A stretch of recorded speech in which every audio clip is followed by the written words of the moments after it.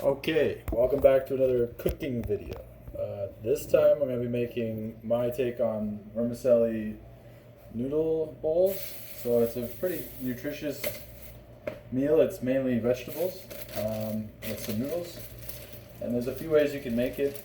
This time I'm not going to be adding any meat or anything because I just didn't buy any, but you can add meatballs to it. You can add stir-fried beef, grilled chicken breasts, pretty much any kind of meat you can think of. You can even probably add bacon, that would be fine. Never tried that, but yeah, it's pretty versatile. You order it a lot at Saigon restaurants or Vietnamese restaurants. It's usually quite cheap, and when you buy it, you get a lot of noodles, but not too much vegetables. So the way I make it's a little different. It's more so on the vegetable side than the noodle side. But basically, you want a big bowl.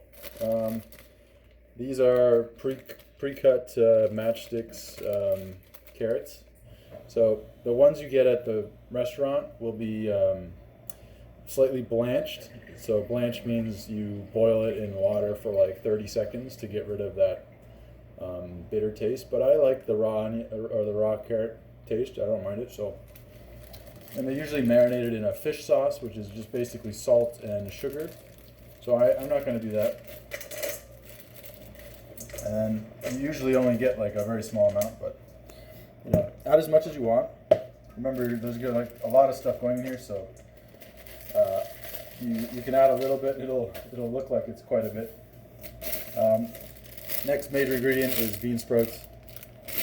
So bean sprouts last maybe a day in the fridge.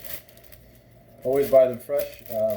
You can always tell how weighed down the bag feels if it's too fresh or not. These are probably not the freshest bean sprouts, but you know, they're still good. So what you want to do is you want to rinse them. So because these are going to spoil within a day or two in the fridge, I like to use more than half the bag usually, just because I want to get my money's worth. So grab yourself a colander or whatever and give them a rinse. So if you got one of these things, it's really handy. You can just spray them down.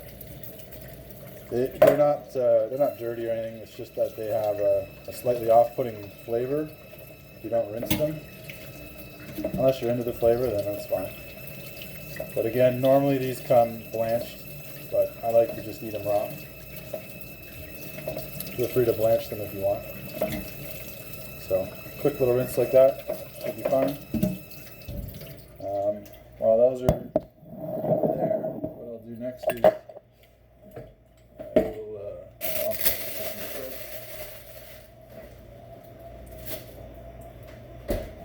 next ingredient is green onions. So these are really good.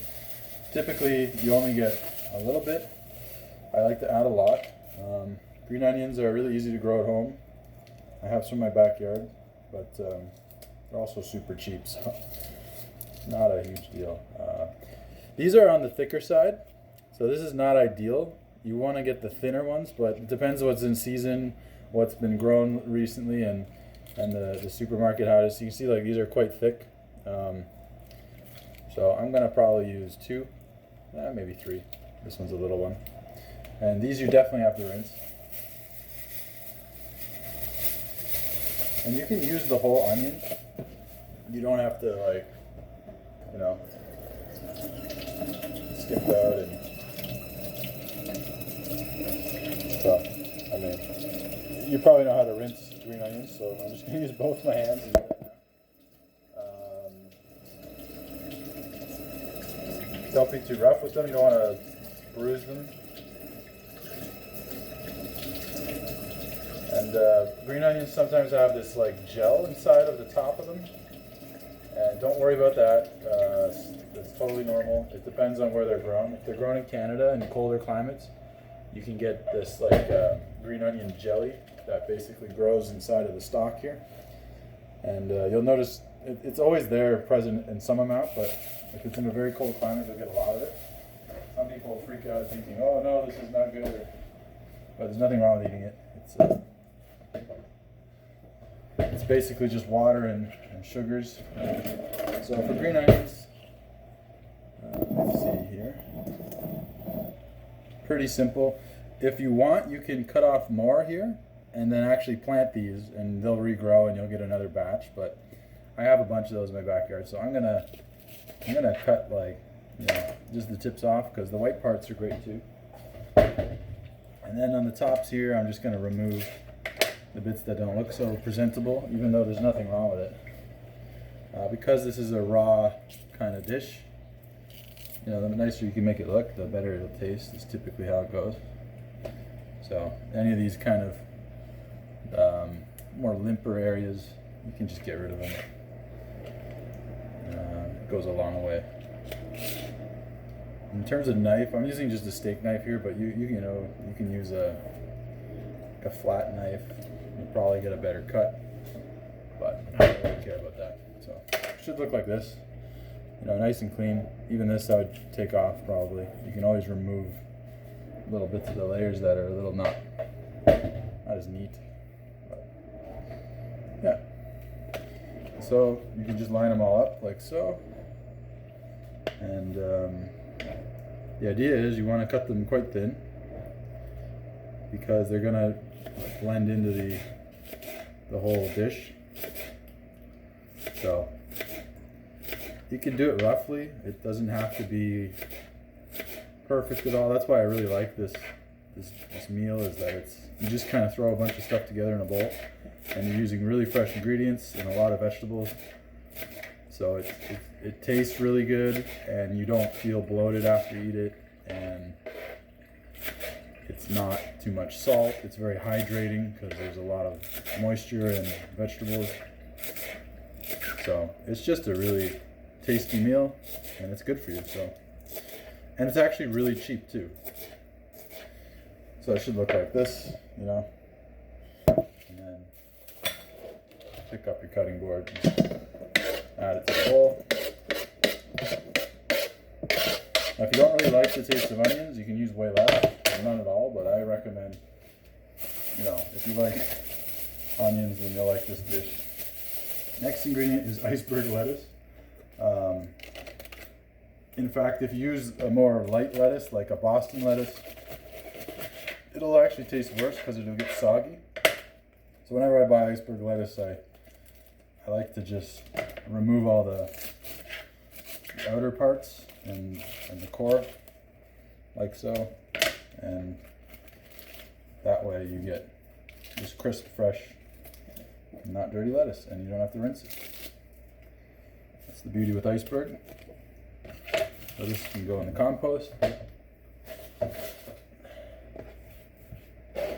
And again, there's probably nothing wrong with those more limper, more damaged area of the lettuce, but if you're trying to save money, go ahead and eat it, but you know, it just makes it look better.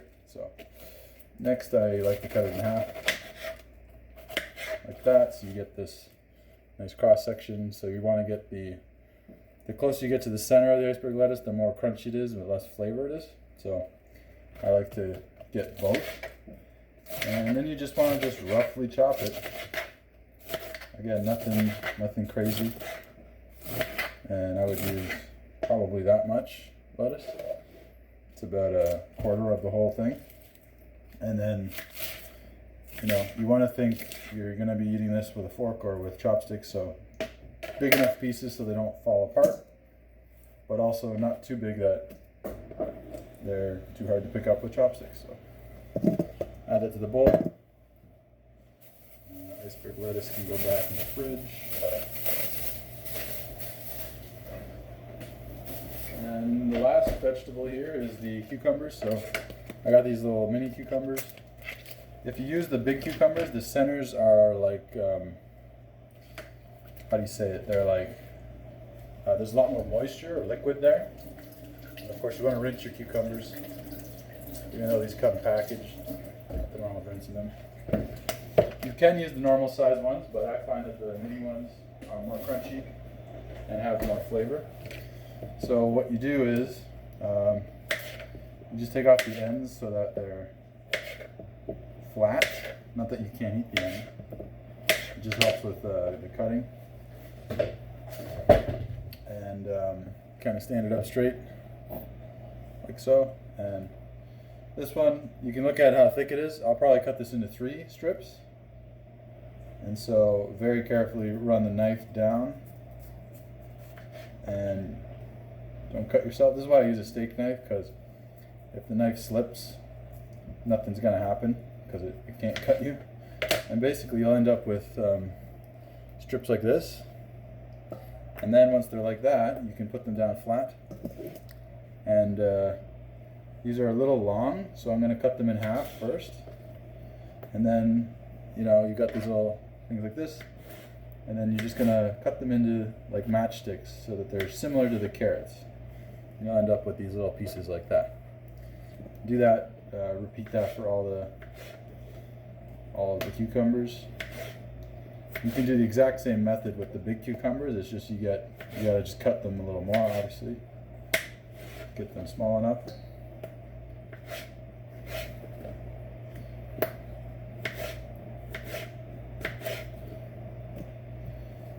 So this one again,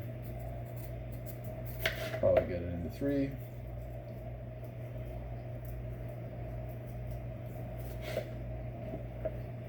And then I'll cut these in half. And with any of these ingredients, you can add more, you can add less. It all depends on how hungry you are and how many people you're making it for, and how many vegetables you want to eat that day. Typically when I eat this, I am feeling like I need to eat some vegetables. Maybe like after a long weekend where you went out to dinner a lot or ate some junk food, or you just, you know, you're feeling like you need something fresh. This is what I typically make. It's a great way to eat fresh vegetables. And it's extremely tasty too. It's not like, you know, eating your boiled carrots in the side of your dish for dinner, or you know, like I said, bad salad. It's really tasty. You'll see once I start to season it.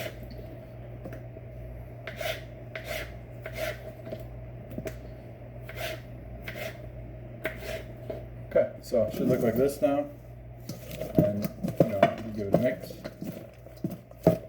Basically, you have your vegetable base. Oh, that smells so good. Fresh cucumber with the lettuce and the green onions have like a bit of tartness to it. And you should end up with something like that. And you know, if you were to order this dish at a restaurant, the amount of vegetables I've put in here would be what they would serve for, you know, probably 10 meals.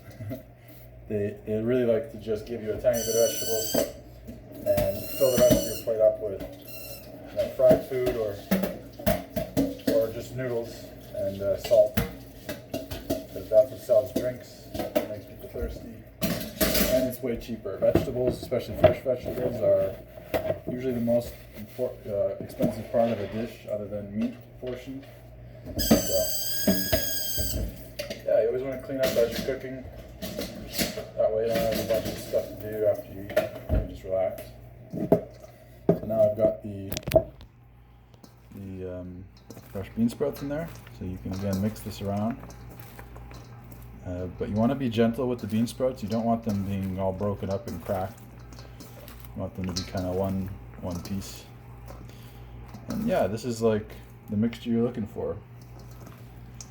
Now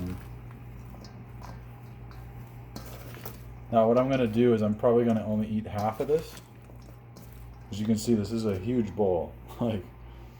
So I measured out too much food here, but that's okay.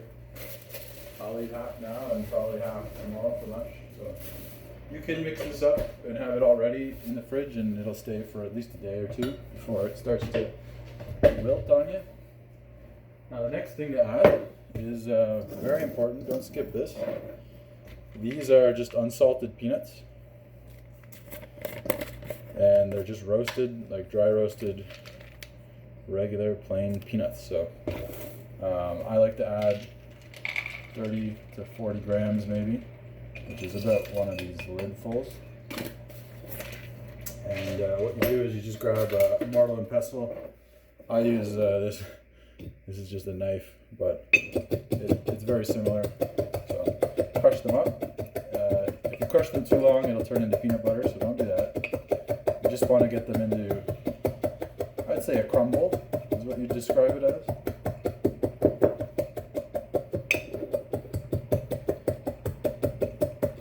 And of course, you're always going to have some that get not crushed as much, and others that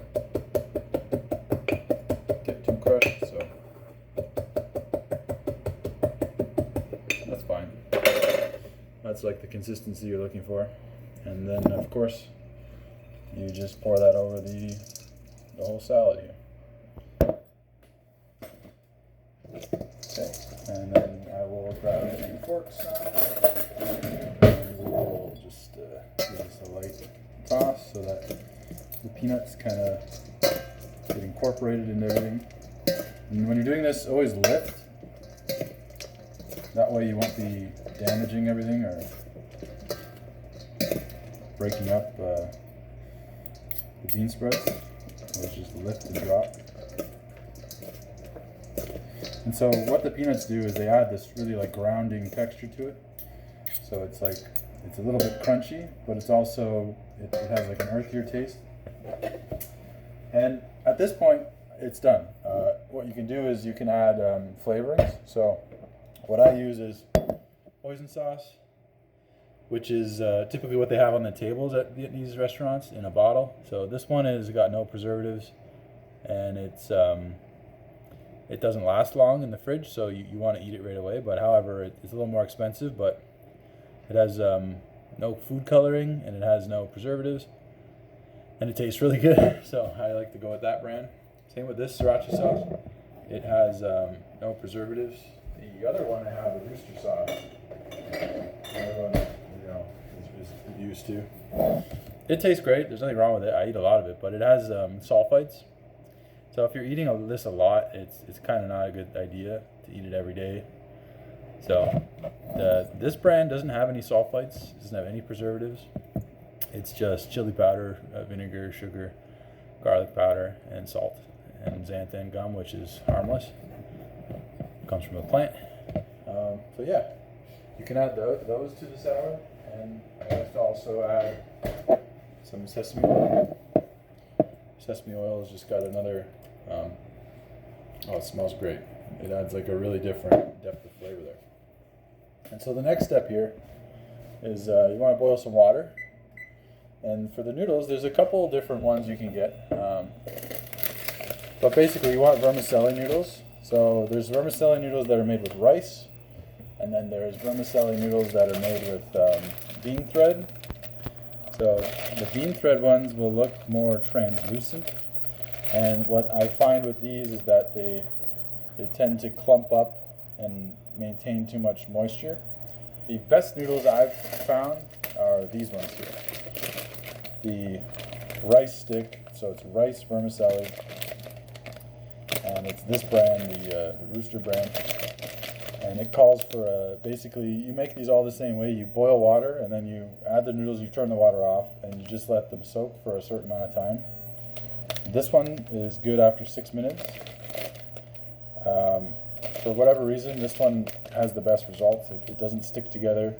It spreads really easily, and it maintains like a chewy, like good flavor. This one I haven't tried yet, but I'm sure it's pretty much similar.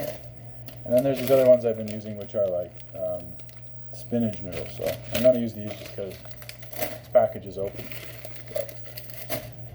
But you can use whatever you want. You can even use ramen noodles. Got these other ones here. These are from Costco. They're pretty good. They're ramen noodles, but they're made with rice noodles. So they've got a nice chewy texture, and they don't take long to make, maybe 2 minutes. So now what you do is you just boil the water and you wait.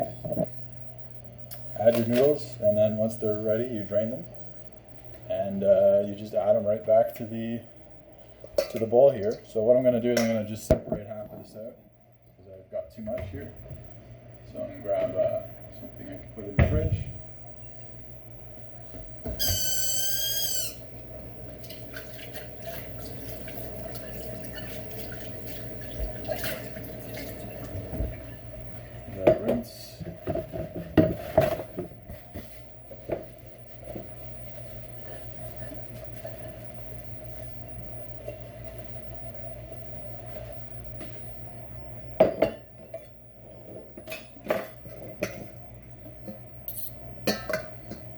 just gonna use my hands because I'm the only one eating this. Hands are clean.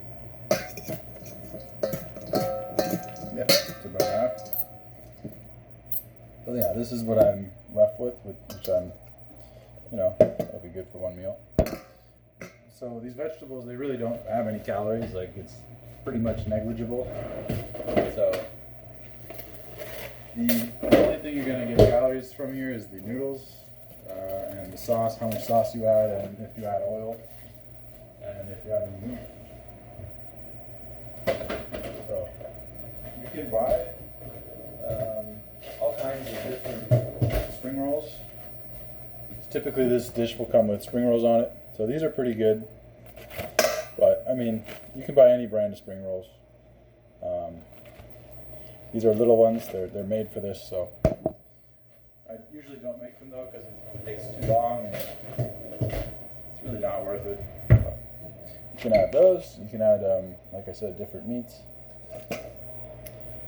And yeah, so what I'm gonna do is I'm just gonna season this now. So I'm gonna start with just a bit of sesame oil, a couple drops, and I'm gonna just mix that in. This is really just for the smell. It does, add a little bit of flavor, but what it really does is it makes it smell great. Next is the hoisin sauce. So try to use 1 tablespoon, so 3 teaspoons. So I would probably use 2 here. And maybe a tune a bit. Okay, you can hear the water boiling now. So, water's boiled. What I'm going to do is just drop these noodles in. Like so. And yeah, just put the timer on. These ones are 2 minutes. They're really quick, they're thin. And when you drop them in, one thing you want to do is just give them a little stir. They're fine. Otherwise, if you don't do this and you just let them sit for 2 minutes, some bits of it will be cooked and others won't. So I like to just give them a little, oh, don't spill your water. Usually I use 2 hands for this, but yeah, as long as they start to separate a little in the water, that's good enough.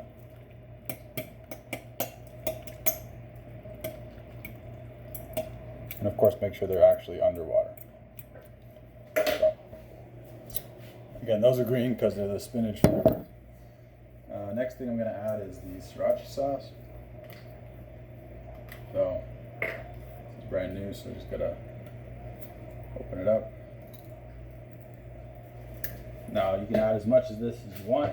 It does have some salt in it, but it's really no calories. This is just how hot you want it, how hot you don't want it. So I used to just go crazy with this, but I'm just gonna add a little bit like that. And yeah. Now, you just wanna, again, just pick up and lift and mix in those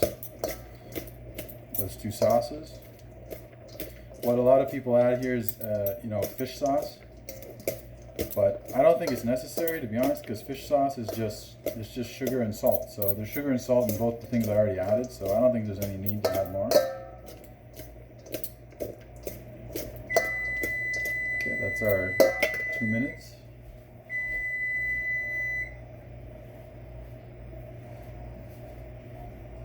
And it's important to get the noodles out of the water as soon as it says for these vermicelli noodle dishes, because the noodles can overcook really easily. So I'm gonna pour this into here. Usually I use 2 hands, but yeah. And then you shake it out, get all the water out. As much as you can, but you don't want to damage the noodles too much. And typically in these recipes you would, so here's how our salad's looking now after the sauces have been added. Typically you would rinse this with cold water to stop it from cooking, but because I'm adding this to a cold salad basically, you don't need to do that. So what I do now is I just spread the noodles out throughout the bowl, because now I'm going to just add a bit of those two sauces to the noodles now.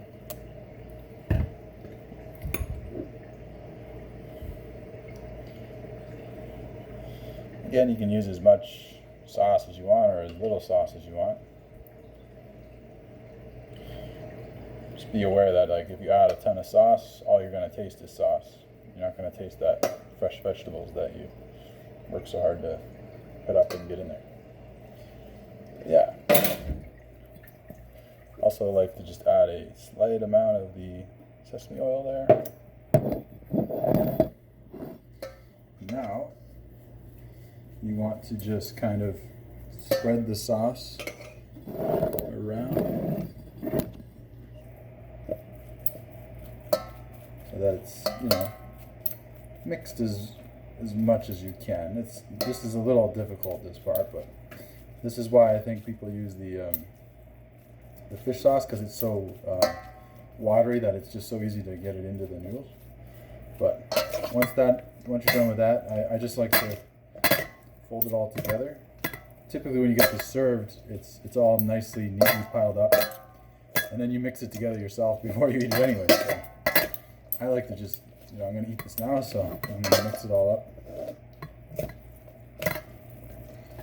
And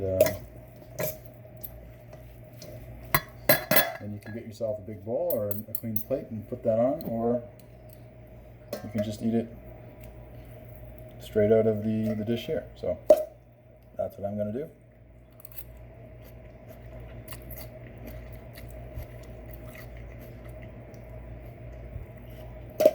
And that tastes great. So yeah, at this point you would add the spring rolls or whatever meat you had as well.